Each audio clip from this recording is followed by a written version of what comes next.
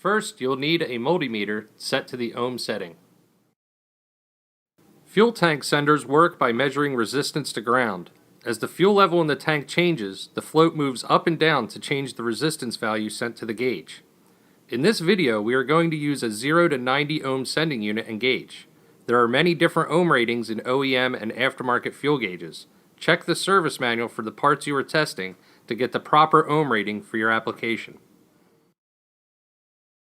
0 to 90 ohm means you will have 0 resistance to ground at the sending unit when the gauge is reading empty, and 90 ohms of resistance when the gauge is reading full. A gauge that always shows empty or past empty has no resistance to ground. This could mean the sending unit wire is touching ground. A gauge receiving infinite resistance will read past full. This means there is a break in the wire or potentially a problem with the sending unit or gauge. If you connect your sending unit signal wire to ground, the needle should move instantly to empty because it has 0 resistance. The hardest part of checking any fuel gauge problem can be getting access to the sending unit, but once that is out of the way, it only takes a few minutes to find your answer. These tests should be done after you verify the gauge has power. The first test will require you to have an idea of how much fuel might be in the tank. Let's say you know the tank is half full.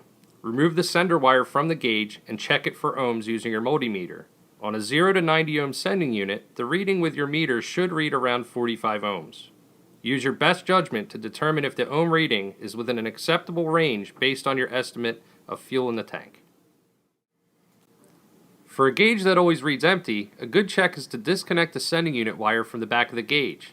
If the needle moves to full, that will tell you that the gauge is more than likely functioning correctly.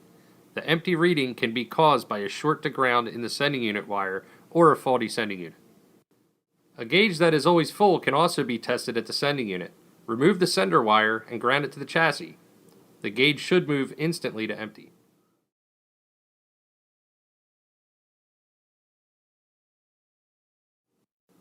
You can double check this at the gauge by using a test wire to jump the sender connection directly to ground. This will let you know if you have a break in the sending unit wire or a bad connection at the sending unit itself.